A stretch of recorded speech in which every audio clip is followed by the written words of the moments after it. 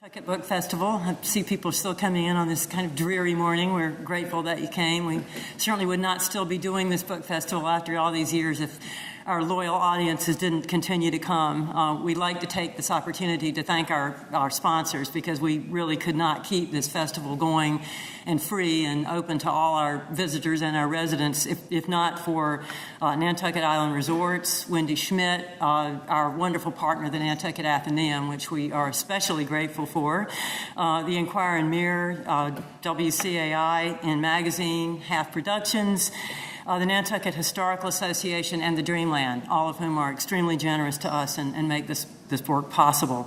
The year-round work that we do is through our Nantucket Book Foundation, which sponsors this festival, and we're reliant on the donations of our friends and neighbors for that. So we have donation forms as you go out if you'd like to make a small contribution, small or large, and we also have comment cards if you'd like to leave us your email address, because we do like to keep you in the loop of what we're doing throughout the year. After James Gleick's presentation, he will be happy to sign books. He is presenting with Dan Menaker today, and they will both be signing books, perhaps. I don't know, Dan, are your books here? I think they probably are, since, yeah.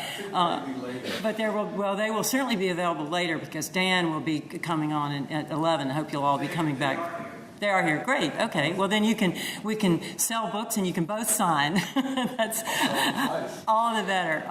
So we ask you to turn your cell phones off, and I now turn you over to Molly Anderson, the director of this organization, who's going to introduce Jim and Dan.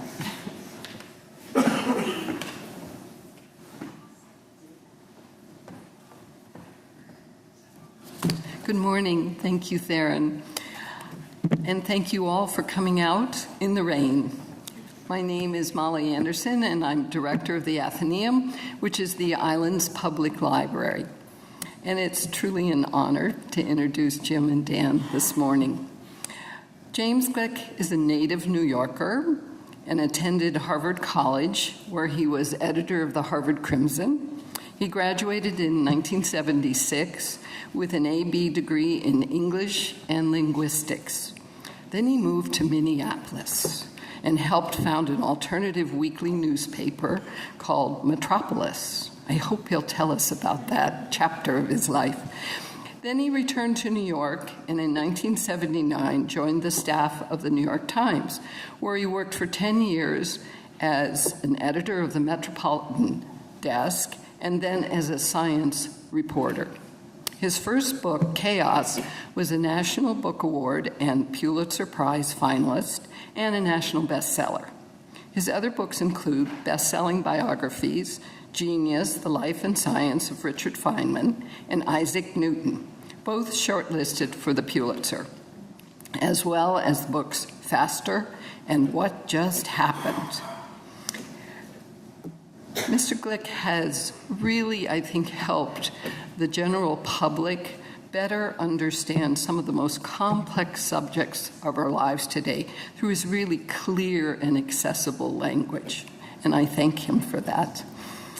Also this morning, we have Dan Menaker joining us. He's also a native New Yorker, and he graduated from Swarthmore College and has an MA in English Literature from Johns Hopkins.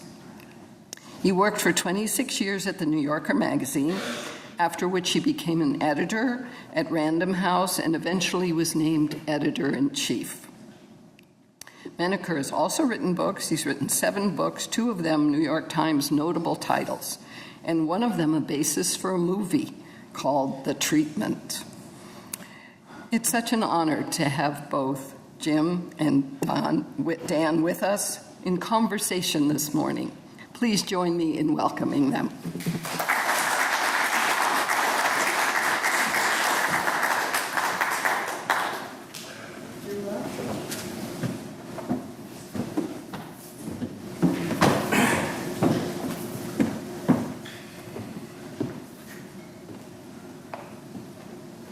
I guess you're sitting there, Jim.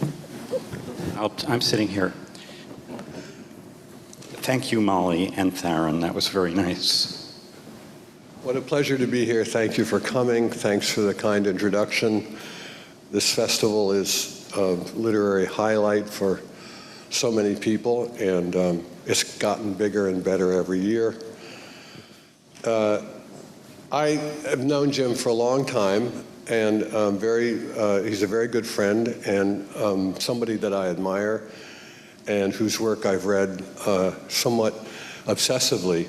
But I thought I would start, it just occurred to me that we're on an island, and that he writes, I think, in Chaos about the circumference of an island, measuring the circumference of an island. Can you talk, and do you know what can anyone know what the circumference of Nantucket is? Wow. I didn't know you were going to do this, Dan.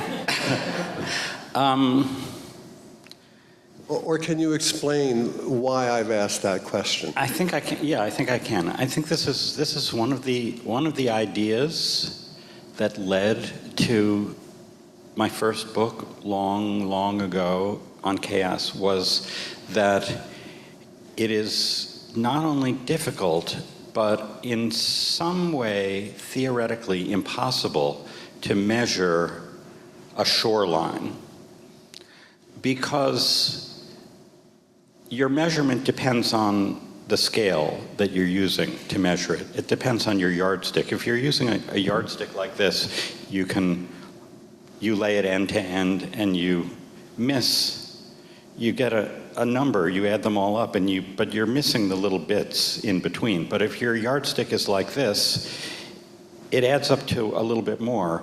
And that's sort of obvious. But the thing that's not obvious, the surprising thing, is that there's no end to that process. And as you get smaller and smaller, the number keeps growing. Now, that doesn't exactly mean that the circumference of Nantucket is infinite, but it does mean that it's more complicated than we thought, and that all of our measurement depends entirely on a notion of scale, and that the notion of scale is infinitely, at least in principle, extendable. You can get smaller and smaller. And but that's not anything that we need to worry about, when we go plunging into the surf. no. No. Keep calm. Let me scroll back from Nantucket to your wonderful and admirable and amazing career in technology, which maybe some people here don't know about. You started an enterprise that ended up, I think, being Earthlink. Is that right, more or less? It ended up being folded into Earthlink. Right. How did a bridge game lead to this sort of new career? Okay, well, this is this is an episode from my past. This is in between books, at a time when, not when there was no such thing as the internet, but when nobody had heard of the internet. That is, if you wrote about the internet for the New York Times, which I sometimes did, it was mandatory to follow the word internet with a comma and an explanation of what that was. I know there are people are laughing. They cannot believe that the Earth is that old. But it's true. There was a time when people didn't have email, children. There was a time when the World Wide Web hadn't been invented. And anyway, but because I wrote about science, I knew people who did have email, and I wanted it. They were. Computers were still personal computers were still quite new, but these people who had them were sending messages back and forth to them, and I just had, that sort of itchy technological catalog lust that some people have to this very day. Anyway, you mentioned bridge. A thing that happened in the very earliest days of the internet was that a guy who lived in Finland started an online bridge service called OK Bridge. bridge, the card game. And for whatever reason, I happened to play a little bridge, and I got involved in playing this thing. Now, you have to picture it.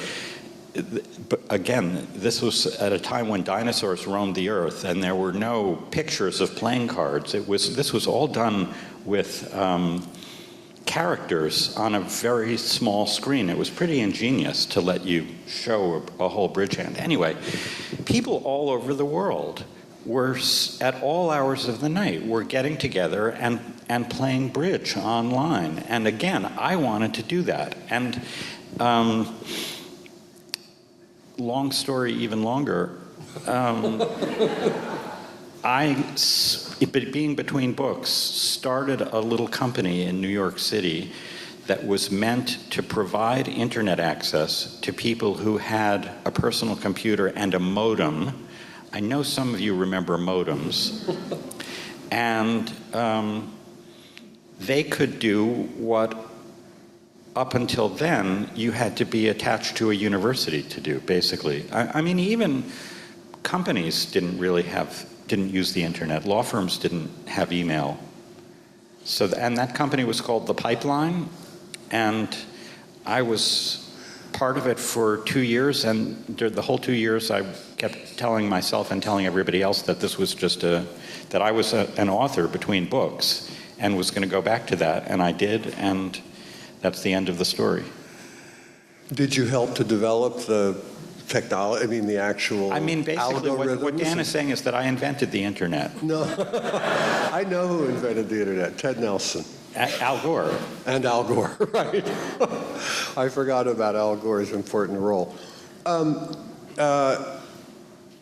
So what I'm going to do, Jim has written 6 or 7 books, all of which are remarkable achievements. I say that as a kind of career-long editor as well as writer myself, but to have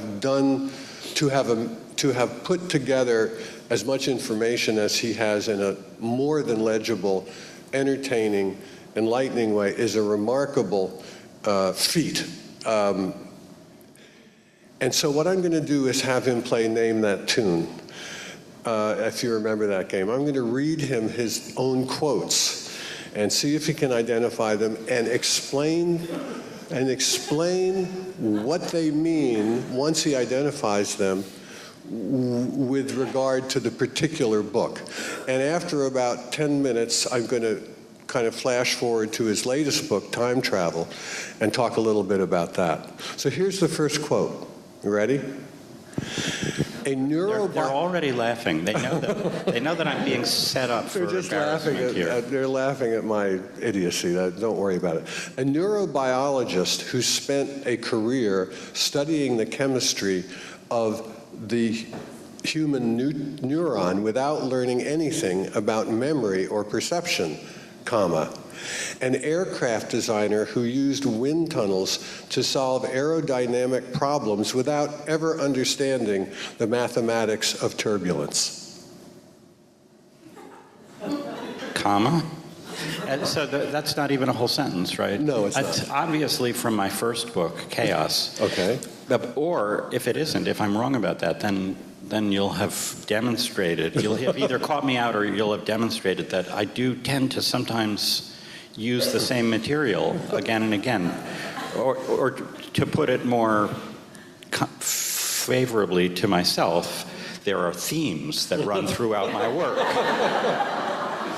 It's from Chaos. And can you tell me what it has to do with chaos? The fact that when you work on certain aspects of something, you don't, how it informs the idea of chaos.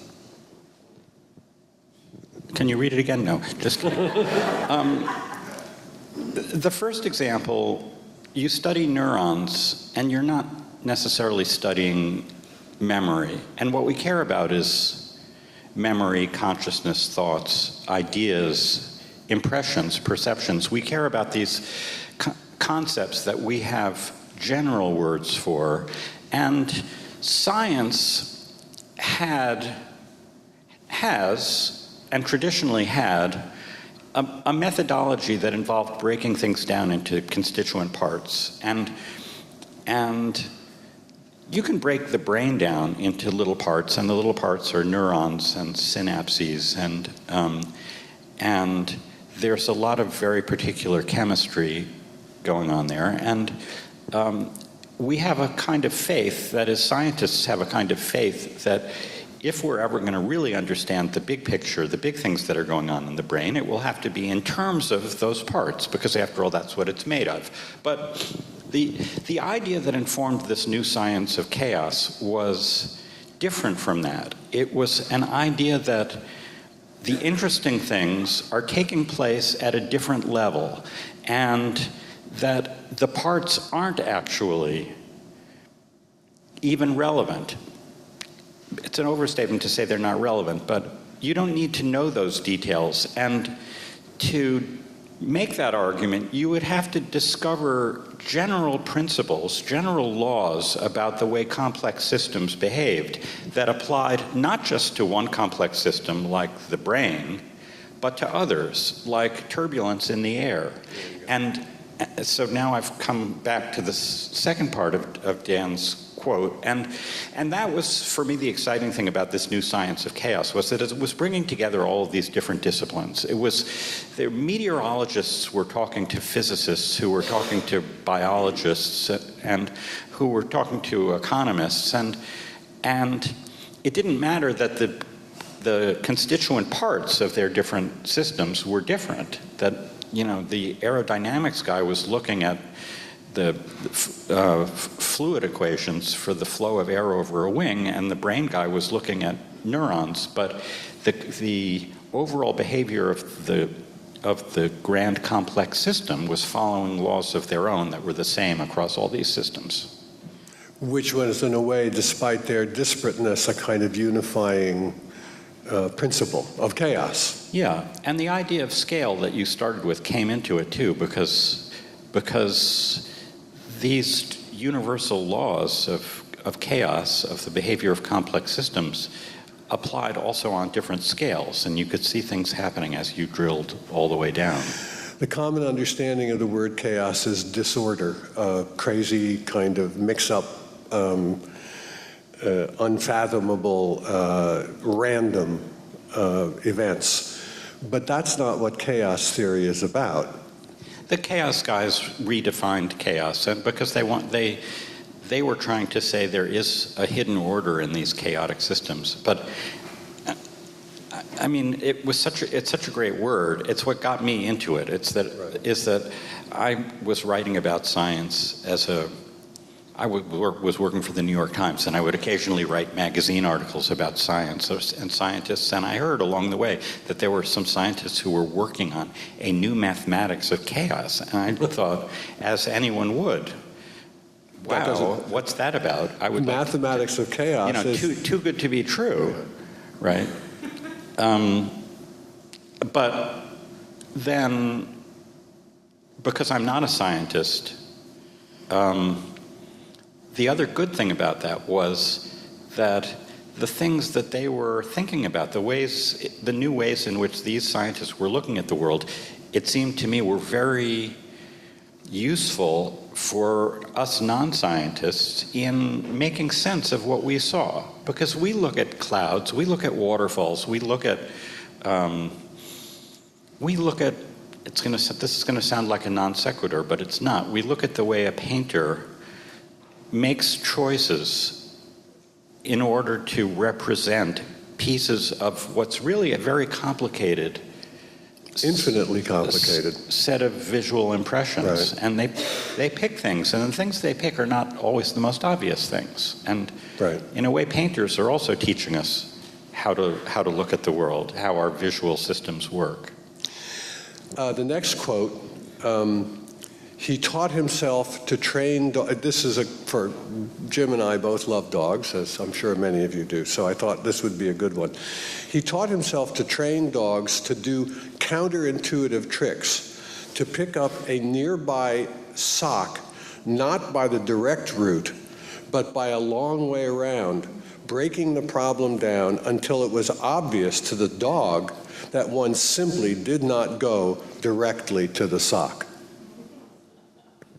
Well, this is from my next book, Genius, which is a biography of Richard Feynman, the physicist. And so now I'm hoping that these quotes are going to go in order, and that's going to make it easy for me. And it's a piece of a very, very long sentence about things that Richard Feynman taught himself to do, learned to do. And what? Why was it of interest with regard to what Richard Feynman did in the great world of science? I mean, what about him intellectually and experimentally is represented by this dog torture, basically?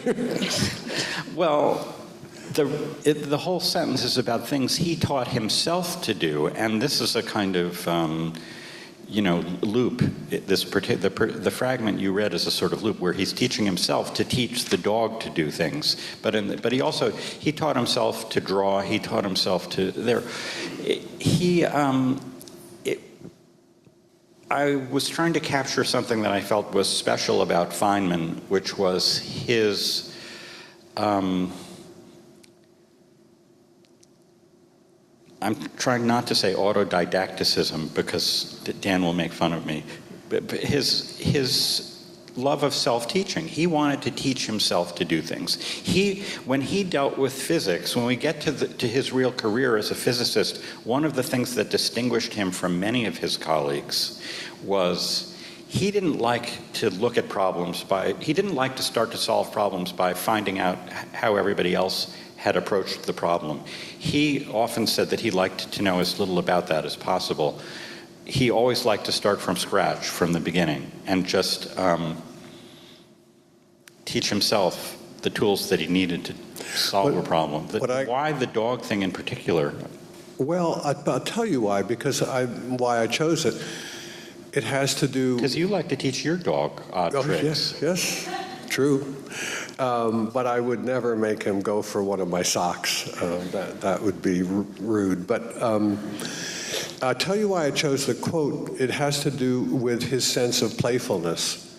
I always had the feeling from reading the whole book that one of the things he was sort of a kid, and very playful in the way he approached science, and not chapter and verse, but his own way. And the dog trick, the dog teaching, also has to do with breaking things down. As it was one of the whole points of all your work is breaking things down, in case you didn't know it. We just talked about the circumference of Nantucket. If you break it down, it becomes, in a way, immeasurable. Here he's taking a root and he's breaking it down for the dog and teaching him something different, but there's this sense of getting deeper and getting more sort of smaller, and to see how much we can learn of what's really in there. So anyway, I'm going to read... The playfulness point is really important, yeah. And that is a thing that I felt strongly about Feynman, and a thing that I love about science is I'm a firm believer in the notion that a child is a natural scientist. Children are scientists. We have this shorthand, see what happened. What's that from? See what happened is a thing, a kid just, will do something. We'll knock something over, we'll break something, we'll do, because they want to know what's going to happen if you do that. And that's what scientists do. Right.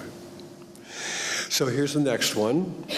He knew nothing of the drums, of course. See, it's getting harder and harder.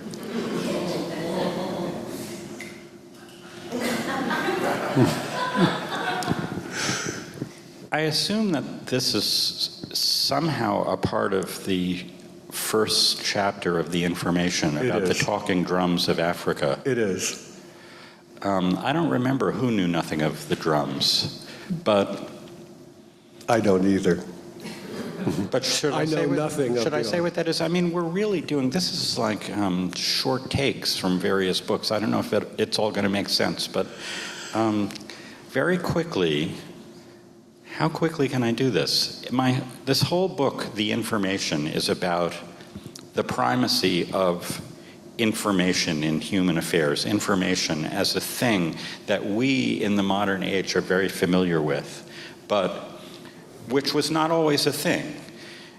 It's been more than 50 years now since we've said that we were living in the information age. But before the information age, not only wasn't it the information age, but information wasn't a word that meant what it means now. It didn't encompass the whole set of the whole species of things that it encompasses now. We know that information includes words and music and sound and art and images and that information is carried across telephone wires and beamed through the air and stored on memory chips and in our brains. Information is that stuff. But information used to be a very ordinary word that just had to do with Facts. News. Yeah, news.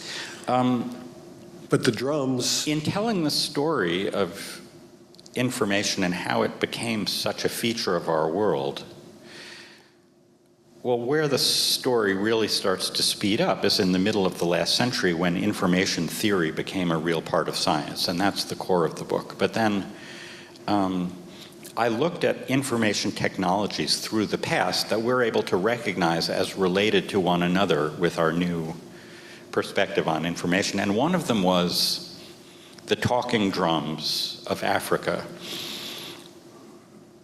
When the first European explorers, I shouldn't say explorers because most of them were actually slavers,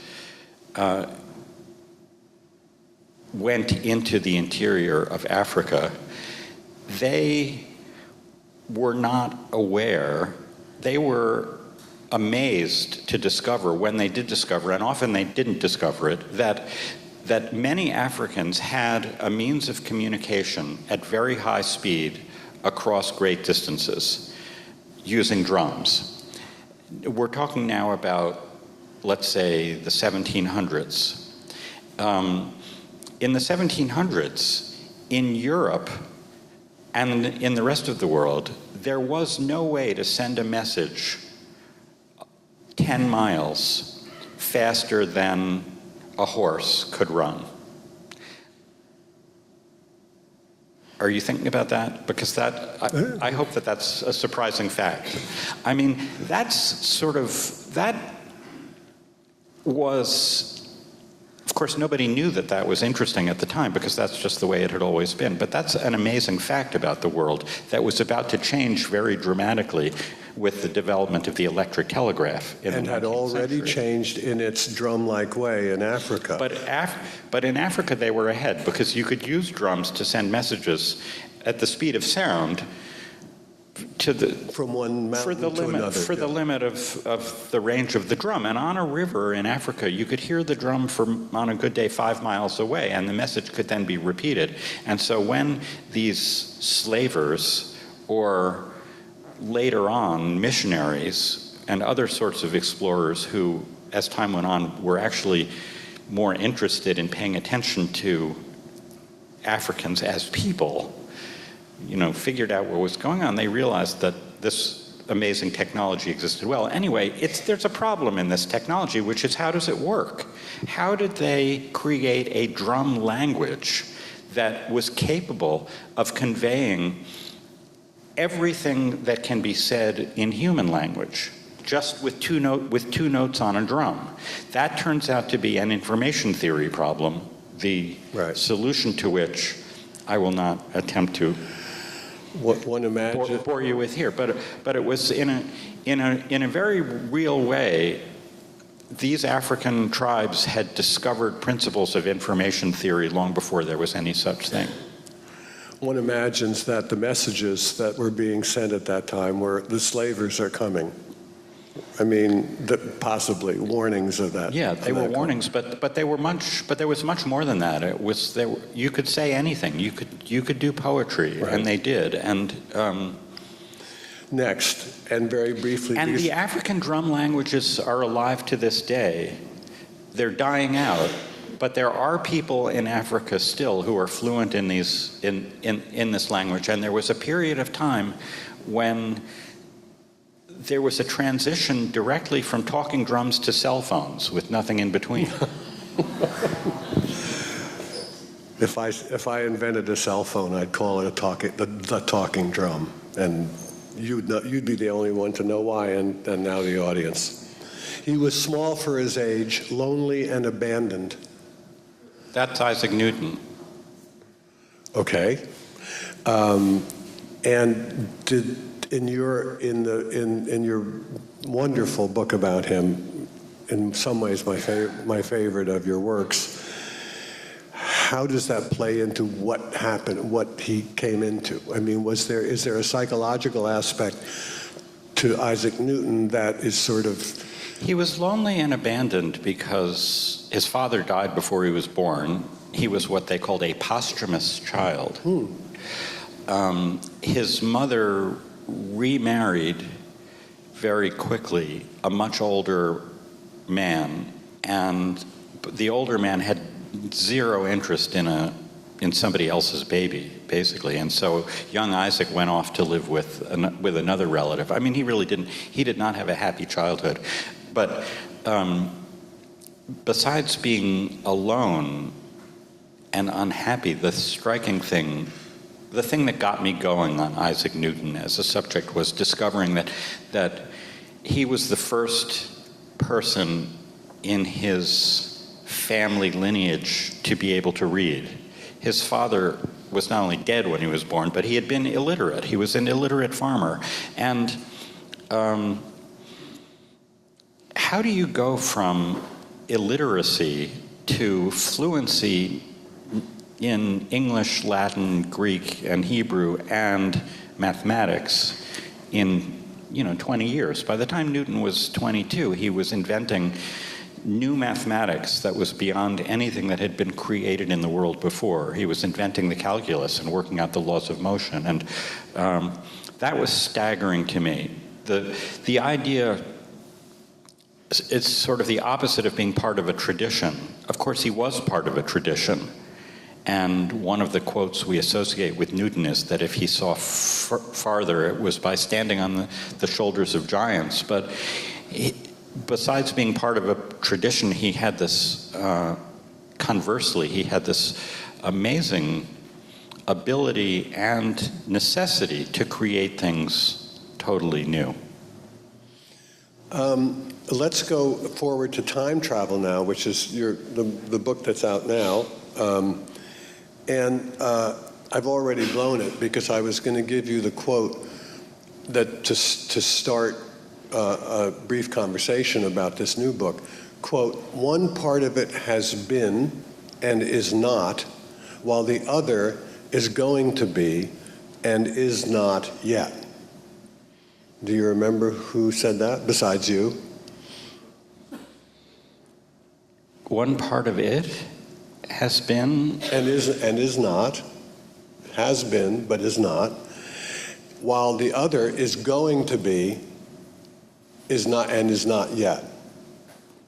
It's time, and it's Aristotle. Aristotle. Yeah, and you quoted him, and I want to know why that's such an important piece of information or non-information for people who've never sat down to say to themselves, what is time? I think I was trying to imply that Aristotle was a little confused about time.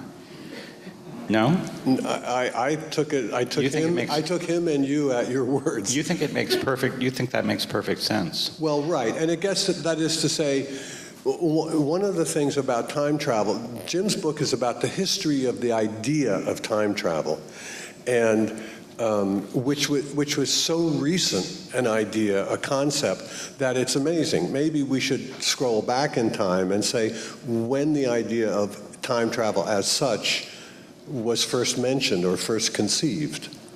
Well, okay, yes. I mean, this is a starting point for the book, and it's a thing that I found very surprising, to the extent that I hope when I say it, you'll think that can't possibly be true, and that is that time travel was essentially invented by H.G. Wells, which is 1895, in The Time Machine, which is probably, I wouldn't be surprised if it was on one of these shelves. Certainly there's a copy of it in the building. Before The Time Machine, which you probably have read or think you've read or have a picture of in your head from the movie, nobody had ever willfully, in fiction, in imagination, traveled to a particular place in the past or a particular place in the future. People had fallen asleep. You know, Rip Van Winkle falls asleep And the wakes up. Connecticut Yankee and King Arthur's. And a Connecticut Yankee in King Arthur's Court is a great example because it immediately contradicts what I said, because it is time travel, really. I mean, the Connecticut Yankee does go back to King Arthur's Court, and it's only 5 years before Wells. It's essentially the same time. In the Connecticut Yankee, you may recall that the mechanism of time travel in that book is that he gets bonked on the head with a crowbar, and he wakes up and he's in a green field, and there's a very shiny fellow sitting on a horse, and he points to the horizon, and he says, "Bridgeport," and the knight says, "Camelot." And he knows that something dramatic has happened. Why did Wells, what was happening at that time that may have enabled H.G. Wells to sort of conceive of the idea of time travel as such? This of course is the $64,000 question. Right. Is if time travel is a sudden invention of the late 19th century, why? Why is it suddenly happening? And why does it happen the way it does? And there are a lot of reasons for it. There are a lot of overlapping reasons. One thing is that technology was changing very rapidly for the first time, or rather, it was changing more and more rapidly. And maybe around the time of the Industrial Revolution, that pace of acceleration of technology had reached a point where people were aware that the world was very different for their grandchildren than it had been for their grandparents, which wasn't always true, right? I mean, in the 15th century, if you said to, you drop down in your time machine and you say to the first farmer you see, "So what do you imagine the world is going to be like for your grandchildren?" They would say, "Well, what are you talking about? He's getting ready to pull the same plow." But now in the 19th century, there were railroad trains, there was the telegraph, electric lights were arriving on the scene, even though H.G. Wells was writing his book with the help of an oil lamp. Everything was starting to change pretty quickly, and so somebody like Wells, in particular, was interested in what the future was going to bring. And so that's one thing. Wells had this problem of, okay, I want to think about the future. How do I get a guy there? And so then and this was the really original thing, he decided to create this wacky machine. And the idea of using a machine to do it, of course, also is a consequence of all of the new technology that's around. And the machine is sort of a fancy bicycle. I'm sad. I mean, I really thought we were just getting started, but I see that we don't have all that much time, not quite. Let me ask you two questions about time travel, which is the thing that you are now sort of representing and which is out there in a new way. One is, I'd like to know where you would go in time if you could choose. First of all, would you go forward or back? And secondly, how far forward and where back? Okay, my answer to that question has changed. Okay. I mean, it's when I started working on the book, maybe this is going to sound naive, but I just thought, well, obviously you want to go to the future. I thought everybody wants to don't you want to go to the future? Isn't that the whole point of time travel? And my wife, Cynthia, said no, she wanted to go to the past, and she put forward a theory that I've been testing ever since, which is that there's a gender connection to how people answer the question. She thinks that women tend to want to go to the past and men want to go to the future. And I dispute that. I don't agree with that before you start hissing. Our desire to go to the future, speaking generally now, I don't think anybody is as thrilled about going to the future as they used to be, even 5 years ago. Of course, the trend toward writing about the future in a dystopian way is a lot older than 5 years. I mean, all through the last century, when George Orwell imagined the future, he was writing 1984, and Aldous Huxley was writing Brave New World. And these are not happy places. They're warnings about... And when you write dystopian futures, you're always making a warning about something that you see happening around you. And the people I like to read now, I read David Mitchell, for example, and his views of the future are kind of horrifying, but also quite convincing. So at this point, my answer is, I would be a little scared to go into the future. And how far into the future? I feel that anybody who has any sort of definite answer to that question needs to think a little harder about it, because things change so fast. I mean, 100 years, the way the world has changed is different now from 100 years ago, is presumably less than the difference between the world now and 100 years hence, and so unimaginable. That's why one of your books is called Faster.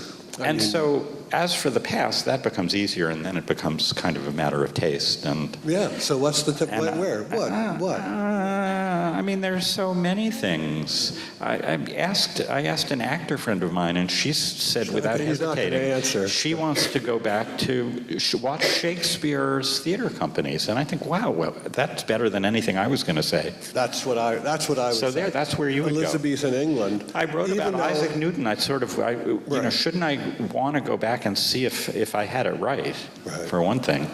I don't know if we have time for questions. Speaking of time, one or two. Sorry, I could talk to Jim all day. Yeah. What's the next book going to be about? I have no.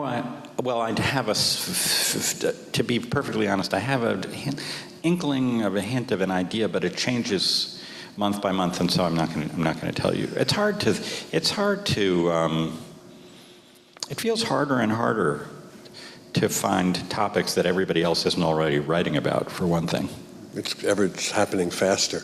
Right. Faster. So when you do these works of scientific synthesis, I'm curious about how you go about doing your research and how you balance the fact that, I mean, it sounds like with chaos theory, that the field was developing at the same time that you were trying to sort of synthesize and make it accessible. So I'm curious about how that process. The answer has been different for each book. With my first book, Chaos, that was, in a way, the answer is the most fun, and it's the one that's maybe the most respectable. And that is, I considered it at the time to be a work of live reporting, that I did think that I was in the middle of. The exciting thing about it was that here was this new field in science, and it was developing as I was doing the reporting. Things had happened over the very recent past, over the past decade. And so my method was to travel around and interview the real scientists and go to scientific meetings. And that was really fun. And so there was some reading of stuff in the past that I was led to by the scientists I was interviewing. Then the next book was the Biography of Fineman, and that wasn't exactly a work of scientific synthesis, and the answer is much more conventional.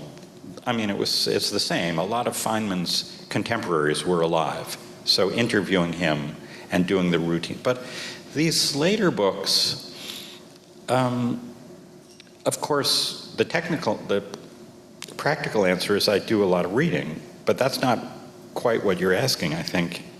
And there's a sort of one thing leads to another. And now that we have, the internet and everything is more and more online, it's much easier for one thing to lead to another. It's harder in other ways, but you discover some weird fact about the way I'm researching the electric telegraph as part of my information book, and I discover that for the first time in England, as the electric telegraph was coming online, they used it to make weather forecasts and send them from one place to another. And before that, they couldn't do that. And not only couldn't they do it, it didn't occur to them. It didn't matter that the weather in London was different from the weather in Manchester. They knew that it was, in theory, because they could see storms moving around, but there was no point in worrying about what the weather was in Manchester, because by the time you could get to Manchester, that was going to be different. And all of a sudden, that changed, and you could send messages at light speed from one side of the island to the other, and it made a huge difference. And it was the invention of something that's just such a part of our wallpaper that it doesn't occur to us that it wasn't always there, which is, weather forecasting. Does anyone have a short question? Short one? What about, as you studied all these different systems and how they relate to each other, what is your theory of intelligent design? Do you think that there's a creator somehow behind this? No, I definitely don't.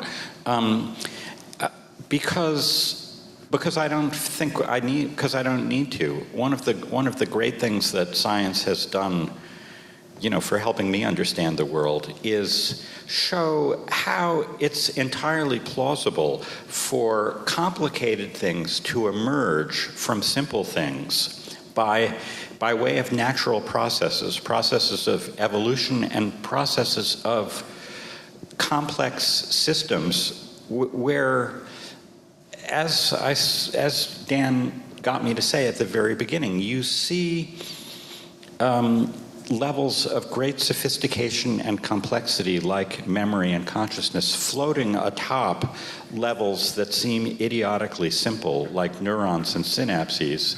And the way these complex systems emerge is a natural thing that we see happen again and again. So I don't feel a necessity to imagine the existence of a particular intelligent designer.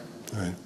And in fact, I think, to sum up, my general feeling about Jim's work is that it's a very strange accordion-like system, which is, and it's very much in relation to your question, which is to try to, he's most interested in trying to understand things, what's going on, and to kind of amass a bunch of information and research and explain in a way that we can understand the complexities, basically, of things. But at the end of it, I think, and he's going to disagree, that it's also about what we can never understand.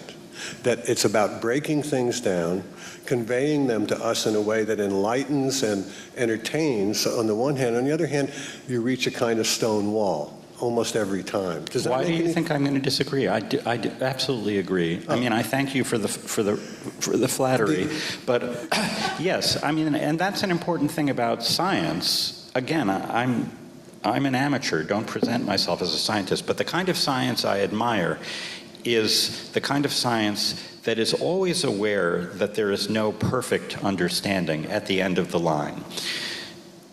Sometimes people imagine that scientists have a goal of complete and perfect understanding at the end of it, the theory of everything view of science. The scientists that I like best are the ones who have a sort of a more modest way of looking at what they do, finding out more and more, dealing with what is in the end a vast unknown, and just trying to push the edges a little deeper into that unknown territory. Thank you. Thank you all, and thank